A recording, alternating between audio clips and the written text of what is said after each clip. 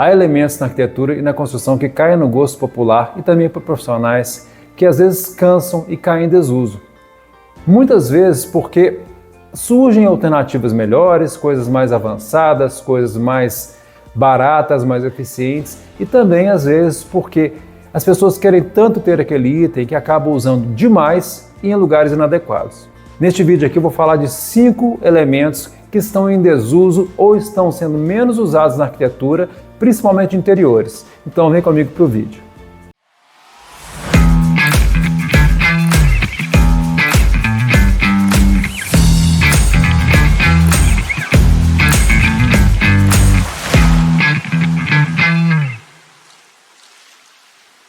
Neste ponto eu vou pedir para você, se você gostar do vídeo ao final, dê um like, compartilhe esse vídeo com pessoas que você acha que podem se interessar pelo conteúdo.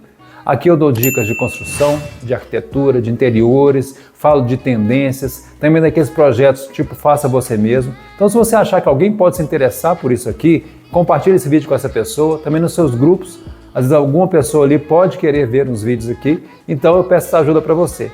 Também se inscreva no canal. É muito importante que você se inscreva no canal e se você quiser ter atualização dos vídeos que são lançados aqui, que eu tento lançar um por semana todos os sábados, ative também o sininho de notificações, que aí você vai saber assim que o vídeo sair, ok? Então vamos parar de enrolação e vamos para o vídeo. O primeiro dos elementos que eu vou falar aqui agora são os tijolos de vidro. Quem não já viu esse elemento em alguma casa, em alguma loja? Acho que todo mundo já viu esse tipo de elemento usado de uma maneira ou de outra. Os tijolos de vidro já foram elementos muito desejados, tanto especificados por profissionais, quanto a pessoa, por conta dela, colocava esses elementos na sua casa, na sua loja, de várias formas possíveis que eu vou falar aqui um pouco. Hoje em dia, já não é tão comum mais você ver esses elementos. Você continua achando esses elementos para comprar, você continua achando isso em alguns projetos, mas já não é aquela febre que foi um dia. Os tijolos de vidro tinham um grande apelo estético quando eles começaram a ser usados e viraram uma febre, mas eles não eram só algo ali bonitinho para seguir uma moda, eles tinham uma função. Então, os tijolos eram usados para dividir espaços ou, em outras situações, permitindo a passagem de luz e ao mesmo tempo bloqueando a visão de pessoas que estavam do lado de fora desse espaço. Então, os tijolos eram muito eficazes nessa função. Se você queria de repente a entrada de luz em algum ambiente, eles permitiam essa entrada de luz, ao mesmo tempo mantinham a privacidade. No máximo você via ali uma silhueta das pessoas, e vice-versa, e isso resguardava muito a privacidade dos espaços. Então havia e há várias formas de você utilizar o tijolo de vidro. Muitas delas você vê em casas. Por exemplo, há casas e apartamentos onde o tijolo de vidro era colocado ali logo perto da entrada, fazendo um anteparo. Então a pessoa que estava entrando na sua casa ou a pessoa que estava passando de repente na rua e você abria a porta, não tinha como ver dentro da sua casa os seus ambientes. Você tinha ali aquele anteparo, que acabava sendo uma coisa decorativa, como era uma moda na época, e ao mesmo tempo bloqueava esse contato e essa visão. De repente você recebia alguma pessoa na sua casa ali para entregar alguma coisa, você abria a porta, essa pessoa não tinha como enxergar ali dentro. Então uma coisa útil, como eu falei, é uma coisa que tem uma funcionalidade. Porém, hoje em dia já não está tão na moda mais e é pouco usado. Um outro uso que se fazia desse tipo de intervenção era em consultórios, por exemplo. Você ia a um consultório, até um escritório, mas era muito comum em consultórios médicos, de dentistas, etc. É você ter ali uma separação entre a sala de espera e a sala de consulta mesmo. Então, às vezes você ficava esperando ali, você tinha essa luminosidade chegando na sala de espera, mas você não enxergava dentro da sala de consulta. Isso era muito útil. Porque de repente você tem ali uma sala, que se tornou ali um consultório e só tem uma janela ao fundo. E uma maneira de não depender 100% da iluminação artificial na sala de espera seria colocar esse tijolo de vidro. Então você tinha ali a privacidade resguardada de dentro do consultório, e ao mesmo tempo você tinha a saída de luz que alcançava ali a sala de espera. Então tinha uma utilidade aí para esse item. Nas casas, principalmente, nos apartamentos, havia também o caso em que, por exemplo, você tinha um banheiro de serviço ou até mesmo outro banheiro, um banheiro social, em que a iluminação dependia de uma área de serviço, por exemplo, ou uma varanda. A janela desse banheiro, ela estava ali voltada para uma varanda, para um outro ambiente. Em muitos casos você não queria ali uma janela que abrisse para esse ambiente, Afinal de contas é um lugar muito íntimo, o banheiro. Então você colocava ali os tijolos de vidro, que eles permitiam essa entrada de luz, mas ao mesmo tempo você tinha uma separação física entre os espaços, deu uma separação que não possibilitava a pessoa do lado de fora ver lá dentro. Tinham também os tijolos, né? Foram evoluindo também, claro, tudo evolui, e esses tijolos tinham às vezes aberturas. Então você tinha um anteparo, né, que impedia as pessoas de ver e ao mesmo tempo o ar entrava e saía. Então isso era muito útil em banheiros, por exemplo, né? O banheiro você quer ter uma circulação. Mas ainda assim era uma forma de bloqueio. Então muitas vezes você utilizava os tijolos de vidro, você tinha eles ali como cubos, né, sem nenhuma abertura e um tipo de coisa desse tipo, mas você tinha também aqueles que eram vazados, eles eram vazados em um ângulo, então isso impedia a visão. Mas era legal também você colocar um exaustor ali para forçar a ventilação desse cômodo. Uma outra utilidade também para esses tijolos era usá-los quando, por exemplo, você tinha uma casa que era construída na divisa. Então o muro da sua casa já era a parede também. Então nesses casos, na maior parte dos municípios, não é permitido que você faça aberturas, né? Uma questão de privacidade em relação ao seu vizinho. Então muitas pessoas colocavam ali, para poder possibilitar a entrada de luz para alguns cômodos, colocavam ali tijolos de vidro. Também a mesma coisa que eu falei antes, permitia a entrada de luz, mas você não via o vizinho não te via. Era muito positivo também, porque ali naquele ambiente, de repente você precisava de mais luz do que você tinha, né? Afinal de contas estava ali na divisa, você de repente você tinha só uma luz indireta de um corredor ou de outro cômodo, e com os tijolos de vidro você possibilitava a entrada dela. Tem um outro uso ainda para os tijolos de vidro, que aí não tem nenhuma justificativa a não ser estética, né? Que eu acho questionável, mas na época se usava muito. Que era, por exemplo, usar em balcões. Você punha a parte de baixo ali do balcão em tijolo de vidro, né? Ou ilhas, esse tipo de coisa assim, ou até divisão mesmo, como se fosse ali um cobogó, uma coisa desse tipo. Não gostava muito, mas aí é uma questão de gosto, a gente vai entrar em uma outra seara aí, que cada um deve fazer o que gosta, o que é legal para você. Mas nesse caso aí não tinha nenhuma função que não poderia ter sido feita com uma parede de tijolos normais, com algum tipo de revestimento ou até uma marcenaria. O segundo item que eu vou falar nesse vídeo são as bancadas esculpidas em porcelanato. Aí você já vai fazer uma pausa aí, para quem assiste os vídeos, peraí, como assim você está falando de bancadas de porcelanato se você tem uma bancada de porcelanato esculpida na sua casa? Quem assistiu o vídeo sobre a minha área externa, vai ver que lá eu mostrei uma bancada de porcelanato que foi feita aqui para o meu ambiente. Mas aí que está a coisa, eu tenho uma bancada de porcelanato que foi utilizada numa situação específica, né?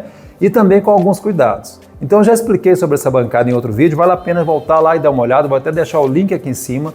Mas basicamente eu fiz essa bancada com alguns parâmetros, né, para que ela não se tornasse uma coisa ruim ao invés de uma coisa boa. Então, por exemplo, o que é problemático numa bancada de porcelanato? Muitas vezes é a execução. A execução de uma bancada de porcelanato é muito delicada, né? Você nunca vai ter um padrão de fábrica, porque basicamente as bancadas são esculpidas ou por um profissional que vai na sua casa, que tem costume, um pedreiro de acabamento tem costume de fazer esse tipo de coisa, ou na própria marmoraria. Eles esculpem para você e faz a bancada. Só que o corte muitas vezes não vai ser muito preciso. E você sabe que o porcelanato comum, ele tem uma cor no miolo que é diferente da cor externa. Então você tem que fazer aquele encontro ali de 45 graus entre as peças, né? Para você fazer esse encontro, você tem que ter um corte muito bem feito, porque é difícil. Outra coisa, a resistência do porcelanato, ela é muito boa. Só que nessas quinas fica um pouco fragilizado. Muitas vezes, exatamente pelo corte que você tem que fazer em 45 graus. Então, além do cuidado que você tem que ter na produção dessas bancadas, a montagem dessas bancadas e no corte, você tem que pensar também que o uso do dia a dia pode prejudicar essa bancada. Imagine você estar ali com uma bancada linda, perfeita, do jeito que você queria, você esbarra a panela e lasca. É um grande problema. Como eu disse, já falei no outro vídeo também, estou me repetindo aqui, a minha bancada é para uso esporádico, está numa área gourmet aqui do meu apartamento. Então, o uso esporádico justifica isso um pouco mais. Outra coisa, eu optei por não esculpir a cuba. A minha cuba não é esculpida. Eu coloquei uma cuba de sobrepor, que é aquele tipo que tem umas abas que elas ficam sobre a pia. Também já falei sobre isso, não vou repetir, mas isso é legal em alguns casos e não é legal em outros casos. Aqui, no meu caso, eu achei adequado. A outra coisa que você pode me questionar é como assim um item fora de moda se eu vejo em todo lugar? Não é que o porcelanato usado em bancadas esculpidas está fora de moda. Eu acho muito legal, tanto é que eu fiz aqui. A questão é o exagero e também a gente tem uma coisa hoje que a gente não tinha há algum tempo atrás, que é a prova do tempo, né? O uso fez com que os projetos melhorassem e que as pessoas pensassem mais onde e como usar esse tipo de bancada. Então, havia projetos em que todas as bancadas da casa eram feitas dessa maneira, com essa técnica, né? Então você tinha na cozinha, você tinha no banheiro, você tinha no lavabo, enfim, todos os lugares. Até mesmo no tanque eu já vi porcelanato sendo usado dessa maneira. Qual que é o problema disso? Nenhum, é uma opção sua. Só que pensa bem, o trabalho que você tem numa cuba esculpida para limpeza, as pessoas que têm esse tipo de cuba sabem disso. Se você tem um banheiro principal, que é mais usado na sua casa, você toma banho, você lava as mãos, você escova os dentes, você tem um uso frequente, você sabe que aquelas bancadas são todas esculpidas, inclusive o bojo, né? Aquela cuba ali é esculpida. É muito difícil fazer a limpeza e a higienização no dia a dia. Por quê? Normalmente essas bancadas são todas esculpidas, elas têm ali um fundo falso, que é justamente para poder esconder ali aquele ralo. E esse fundo falso, ele dificulta muito a limpeza. É feito de uma forma que você pode tirar e limpar, claro. Mas mesmo assim, gente, é um uso constante e é uma limpeza constante também. Dá muito trabalho e por isso não é adequado. Imagina então numa cozinha. A cozinha você lida ali lavando vasilhas, utensílios, os próprios alimentos, você pica os alimentos, enfim, você tem todo tipo de sujeira, né? Então você ter um tipo de bancada e de cuba assim numa cozinha não é muito legal. Você vai ter muito trabalho, vai acabar ficando com raiva de elemento, você gastou muito dinheiro naquilo, vai acabar optando por tirar e vai jogar seu dinheiro fora. Então é nesses usos que eu não acho muito adequado. Mas é uma questão de gosto, mas também você tem que aliar o gosto à técnica sempre para você ser feliz aí com as suas escolhas. Então as bancadas esculpidas são muito legais, são bonitas. Eu gosto da minha bancada, não me arrependi em nenhum momento de tê-la. Só que você tem que pensar onde você vai usar. O uso esporádico é muito legal. Por exemplo, você tem um lavabo no seu apartamento ou na sua casa, né? Que é aquele banheiro sem chuveiro, basicamente. Você vai ter um uso ali muito menor. De repente é só quando você recebe visitas ou quando você vai usar, está naquele ambiente ali, vai usar, mas esporadicamente, você não vai usar diariamente aquele lugar toda hora. Então ali você pode ter uma bancada esculpida, inclusive com aquele fundo falso, não tem problema nenhum. Você vai ter que fazer a limpeza, mas vai ser de vez em quando. Então, escolha onde você vai usar. Acho que nenhum projeto vai te dizer que aquilo não pode ser usado ou que deve ser usado, mas você tem que pensar no seu dia a dia para te facilitar a vida também. Eu sempre falo, você tem que unir a utilidade, a utilização, a facilidade com a estética. O terceiro item de que eu vou falar hoje são os ladrilhos hidráulicos. Eu acho bonito o ladrilho hidráulico, eu acho muito legal, sinceramente eu acho. E assim, é uma coisa que veio para ficar, eles sempre vão estar por aí. A questão é que teve um tempo que os ladrilhos eram utilizados demais, né? Em várias situações e é aquela coisa. Às vezes uma coisa entra na moda e você começa a usar aquilo e as pessoas desejam ter aquilo no seu espaço e acabam exagerando, colocando em vários lugares. E o ladrilho hidráulico tem uma característica, ele é muito marcado, ele chama muita atenção para si. Se você exagera, com o tempo você pode se cansar dele. Quando era uma febre o ladrilho hidráulico, você encontrava ele nas casas, né? Você encontrava muito em confeitarias, em restaurantes, em padarias. E eu acho esse uso legal. Eu acho que esse uso é muito adequado, até nos dias de hoje. Eu acho que fica muito bonito, por exemplo, numa confeitaria, você ter ali uma parte de ladrilho hidráulico, seja no chão ou seja numa parede. Eu acho que fica bonito realmente. Agora, o uso residencial tem um caráter totalmente diferente. Por quê? É a sua casa, é o espaço onde você está para descansar, né, para relaxar, para aproveitar. Não é um espaço de uso eventual, como é, por exemplo, você vai numa padaria, você acha bonito, vai embora, aquilo não te cansa. Agora, numa casa, você tem um revestimento muito marcado, que chama muita atenção. No dia a dia pode te cansar e é aí que você tem que tomar cuidado. O que muita gente não sabe sobre o ladrilho hidráulico, e eu já falei disso quando eu falei de tendências em arquitetura, vale a pena você ver o vídeo lá, vou deixar também aqui um link para você ver o vídeo, é que o ladrilho hidráulico está com a gente há muito tempo. Né? É uma coisa que tem mais de um século de idade e ele veio como uma alternativa às pedras, principalmente os mármores e granitos, porque sempre as pedras foram muito caras, as pedras naturais. Né? Continuam sendo caras, mas você hoje tem pedras mais baratas, mais caras, mas ainda assim, o ladrilho era uma coisa alternativa às pedras, exatamente por um fator econômico. Então, para isso que ele foi feito. Hoje em dia, até que hoje em dia nem tanto mais, mas há um tempo atrás, quando ele estava sendo largamente utilizado, ele chegava a ser mais caro que pedras naturais. Então uma coisa um pouco engraçada, é que ele foi feito para economizar e acabou se tornando mais caro por uma questão de moda. Aqui no Brasil houve um tempo que ele era utilizado, às vezes no mesmo ambiente, no chão, na parede, na bancada, enfim, em vários elementos ali. E aí está o ponto que eu falei antes, cansa um pouquinho se você vai utilizar isso na sua casa, por exemplo. Eu acho legal o ladrilho, como eu disse antes, né? Você tem que saber quando usar e não exagerar. Por exemplo, você tem ali na sua área gourmet ou mesmo na sua cozinha principal, aquela parte de trás que o pessoal chama de backsplash, né? Que é a parte da parede que fica atrás da sua pia, da sua bancada. Fazer uma faixa de ladrilho hidráulico ali fica legal, né? Um revestimento fica chamando atenção ali, mas é pequeno, então uma área menor fica legal também. Ou de repente você tem ali a área da sua cozinha delimitada pelo ladrilho hidráulico. Você tem ali naquele ambiente o ladrilho hidráulico no chão e fora dali você vai ter o piso normal, um piso mais discreto, por exemplo. Então há maneira de se usar o ladrilho hidráulico que fica muito legal. E mais uma vez, para as pessoas que são inscritas e que assistem os vídeos, podem contestar, peraí, você não mostrou num vídeo ali que você tem uma mesa feita com aquele padrão de ladrilho? Sim, eu tenho, eu fiz na época, já tem um tempinho, eu gostava muito do ladrilho, da ideia de ter um ladrilho hidráulico na minha casa, e eu optei por colocar cerâmica, que não era exatamente ladrilho, era cerâmica pelo peso, que o ladrilho ele é um pouco espesso, né? Ele é pesado, então eu optei por essas cerâmicas que imitam aquele padrão. Vale a pena você ver o vídeo em que eu mostro minha área externa, que eu detalho mais essa mesa. Então a questão para esse e para outros elementos é o exagero, né? Isso acontece muito com elementos que são criados e entram na moda e também os elementos resgatados, que são de uma outra época e voltam a estar na moda. As pessoas tendem a querer usar demais aquele elemento e acaba ficando uma coisa muito pesada, como eu falei antes, especialmente se é na sua casa. Há inclusive padrões de ladrilho que são mais discretos, né? Você tem um desenho ali mais discreto e tal, que não chama tanta atenção assim. Mas o legal do ladrilho hidráulico é exatamente chamar atenção, são os desenhos mais rebuscados, mais elaborados. Então, você tem que pensar, eu quero ladrilho hidráulico, automaticamente eu quero alguma coisa que chame atenção, né? Se for para ter uma coisa discreta, opte por outro tipo de revestimento. O ladrilho hidráulico se destaca muito exatamente pela diferença que tem das cores ali. Você tem cores fortes, você tem variação de cores, de desenhos, de formatos. E hoje em dia você vê isso muito mais em elementos de outras formas. Por exemplo, você tem os revestimentos 3D, que não necessariamente pela cor deles, mas pelos relevos, baixos e altos relevos, que você tem um destaque.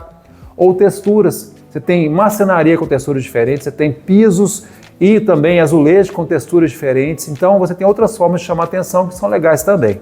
O quarto elemento que eu vou falar aqui nesse vídeo são os porcelanatos, né? Mas aqui eu estou falando especificamente dos porcelanatos polidos. Quem nunca sonhou em ter aquele piso que parece um espelho, que brilha? Nossa, é uma coisa assim, especialmente se você vê numa foto, é uma coisa que chama muita atenção mesmo. Só que temos que falar da praticidade de ter um piso desse tipo, né? Você pense o trabalho que vai te dar. Você tem várias possibilidades de porcelanatos polidos, de várias cores, né? Todos muito brilhantes, muito bonitos, tem tamanhos diferentes também, mas você tem que pensar na praticidade do seu dia a dia do uso daquilo. Se você conhece alguém que tem porcelanato polido na sua casa, ou até no espaço comercial, você pode perguntar qual que é o trabalho para se manter aquilo ali limpo, e não é pequeno.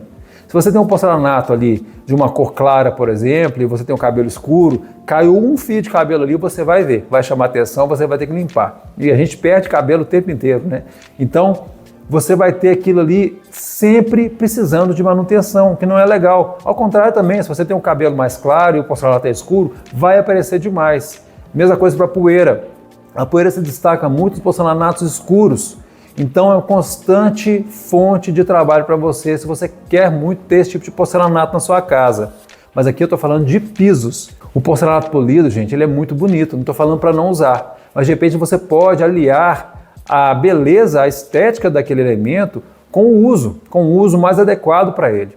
Então se você quer ter muito piso em porcelanato polido, tenha, mas fique consciente do trabalho que vai te dar.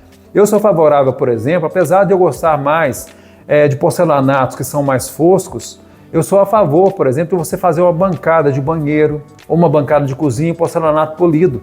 Né? Vai dar um trabalhinho para limpar? Vai, mas só de não estar no chão vai ser muito menor esse trabalho. Né? Você faz uma limpeza ali eventual e vai ficar tudo ok e fica muito bonito, realmente é um destaque. Também para painéis na sua cozinha, no seu banheiro, o backsplash que eu falei antes, que é aquela parede que fica atrás da sua pia, atrás da sua bancada. Na parede é muito tranquilo de cuidar, inclusive, né? Não vai se sujar mais do que um porcelanato comum. Então é legal de você ter, por exemplo, no banheiro, uma parede de fundos que fica ali com esse porcelanato se destacando, às vezes até com veios, porcelanato mais marcado e que tem esse brilho. Mas agora, você ter ele no chão já é uma outra questão. Há outras possibilidades de uso para o seu porcelanato. Eu já falei do uso no piso, já falei de outros tipos de uso. Só tenha atenção para uma coisa. Se você quer utilizar no piso, que use no piso interno, aí já é uma questão de segurança. No piso externo, que tem possibilidade de se molhar, fica muito perigoso, que ele é escorregadio. Mas também há projetos hoje em dia que colocam isso atrás de televisão, né, no lugar do painel. Você faz ali uma parede de porcelanato. Claro que tem outras possibilidades, você pode também colocar isso em MDF, né, imitando porcelanato, enfim, há várias possibilidades, mas o que fica mais bonito mesmo é o elemento, mais do que a sua imitação. Então, se você gosta, vá em frente, é uma possibilidade que você tem. Você pode colocar esse painel atrás da sua TV ali, escolher um porcelanato bem bacana que vai ficar bonito também. Então, como eu estou falando para vários elementos aqui, é uma questão de gosto, mas você tem que observar ali o exagero e tem que observar também a praticidade de você usar um elemento em determinada situação. Eu falei para outros elementos a questão do exagero. Por exemplo, se você tem um banheiro que ele é todo em porcelanato, as paredes, o chão, às vezes até o teto, que eu já vi em projetos colocar porcelanato no teto, fica exagerado e também fica um pouco cansativo com o tempo, especialmente se é o seu banheiro de uso constante.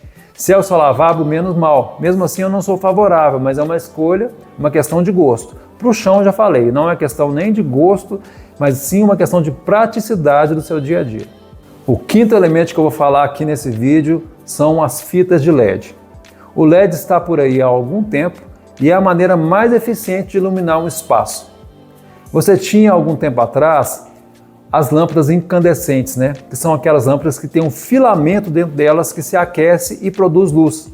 Essa é a forma oposta, né? Ou seja, é o método menos eficiente de se iluminar um espaço.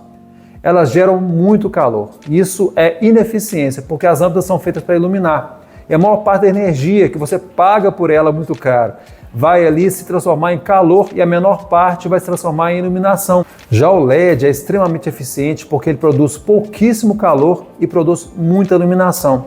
Além de todas as possibilidades de uso que você tem, que eu vou falar também sobre isso aqui. Então, até que seja inventado um tipo de iluminação mais moderno que o LED, ele vai estar por aí em todos os ambientes, sejam residenciais, sejam comerciais e até industriais, porque realmente é o que há de mais eficiente nos dias de hoje.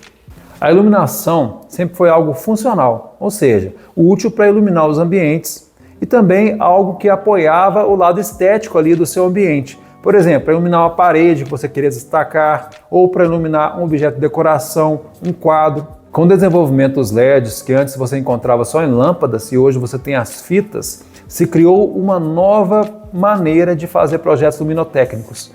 Os LEDs passaram a ser parte da decoração, parte do destaque do seu ambiente. Por quê? As fitas te dão muitas possibilidades de criar padrões, de criar figuras. Então, os LEDs vieram mudar completamente os projetos de iluminação.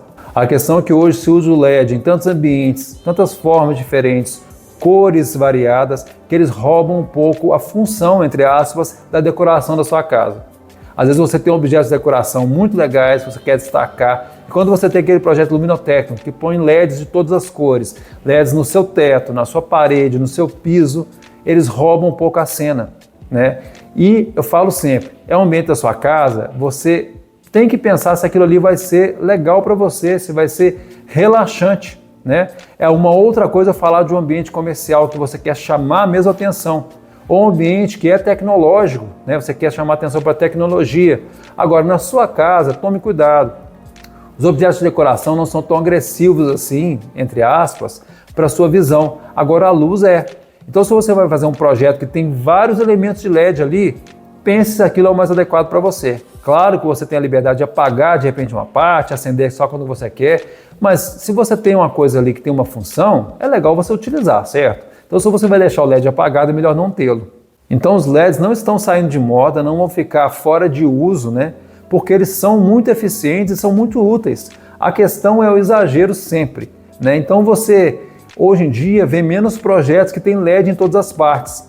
Você não vê tantos projetos novos, né, que tenham assim uma eficiência e também uma estética mais aprimorada, que tem um LED na sua parede, que passa para o seu teto, que depois passa para o seu piso. Você vê LEDs ali em todo o rodapé, somado a LEDs em outros lugares, então isso é um pouco exagerado. Não há nada de errado você ter um LED no seu rodapé ali, você quer destacar aquela parede, não há nada de errado você ter na sua parede, no seu teto. O problema é quando você une tudo isso para ter um ambiente extremamente tecnológico e na moda. Não fica muito legal muitas vezes. Você vê alguns usos de LED também, por exemplo, na cabeceira da sua cama. Eu não gosto muito para mim, mas eu reconheço que é uma coisa que pode ser legal sim. Ao invés de você ter uma luz de leitura ali do lado da sua cama, na cabeceira, ou num criado mudo, você tem ali uma fita de LED que fica escondidinha ali e faz uma luz indireta. Às vezes é legal, por exemplo, você não incomodar a pessoa que está dormindo, ou para iluminar o ambiente ali só um pouquinho, só para marcar aquele pedaço. Então ele tem a sua função. Também você vê LED, por exemplo, sobre um rack de televisão. Né? Você tem ele ali embaixo para dar aquela impressão que está flutuando, que eu não acho que dá essa impressão, mas as pessoas gostam de usar essa justificativa para colocar o LED nesse espaço. Também sob a cama. Esse eu não gosto de jeito nenhum, mas muitas pessoas gostam de colocar o LED ali escondido ali embaixo da cama, que segundo as pessoas dá aquela impressão de estar flutuando também. Então você tem muitas possibilidades, inclusive eu já vi LEDs utilizados dentro de vasos sanitários. Né? Aí realmente é uma coisa que passou de todos os limites possíveis e imagináveis. Então pense no seu espaço para você, especialmente se você está falando de um apartamento, de uma casa, né? De repente você tem um projeto super legal de LEDs ali em todas as partes, ficou mesmo legal, ficou tecnológico. Você recebe uma visita, ela vai ver aquilo, vai achar super bacana, mas ela vai ficar o quê? 1 hora, 2 horas na sua casa, enquanto você vai morar ali, vai conviver, vai ser a pessoa mais afetada pela iluminação da sua casa. Então você tem que pensar em você, né? Nesse caso, eu acho um exagero, mas há pessoas que gostam e você tem que seguir o que você gosta. Enfim, eu quero saber a sua opinião. O que você acha desses elementos? Você acha que realmente há exagero no uso deles ou houve exagero no uso deles há um tempo atrás? E o que você acha da minha opinião sobre isso? Eu quero saber, coloca nos comentários aí, eu tento responder a todos os comentários. Também se você tiver alguma crítica, coloca lá também que eu vou tentar responder. Então eu agradeço por ter assistido o vídeo, muito obrigado mesmo e continue com a gente no canal. Uma maneira que você pode me ajudar muito é compartilhando esse conteúdo com outras pessoas. De repente a pessoa gosta de arquitetura, gosta de interiores, de projetos, de designs, de ideias, aqueles projetos do tipo faça você mesmo. E tem muito material aqui no meu canal que fala de todas essas coisas. Então você compartilha e me ajuda bastante, de repente ajuda outra pessoa também com as dicas que eu passo aqui. Também dê um like, se você gostou do conteúdo que eu falei nesse vídeo, deixa um like para mim, ajuda demais. Como eu falei antes, comentem, eu acho muito legal ver seus comentários, me dá ideias para outros vídeos, também me dá ideias como melhorar o canal propriamente. Então eu agradeço muito a quem puder comentar também. E também, se você não é inscrito, inscreva-se. Isso é a maior ajuda que você pode me dar. Também ative aí o sininho de notificações, porque aí quando tiver conteúdo novo você vai saber. Meu nome é Marco Aurélio, eu sou arquiteto e este aqui é o canal Arque, o seu canal de arquitetura, de interiores, de design, de projetos do tipo faça você mesmo e muito mais.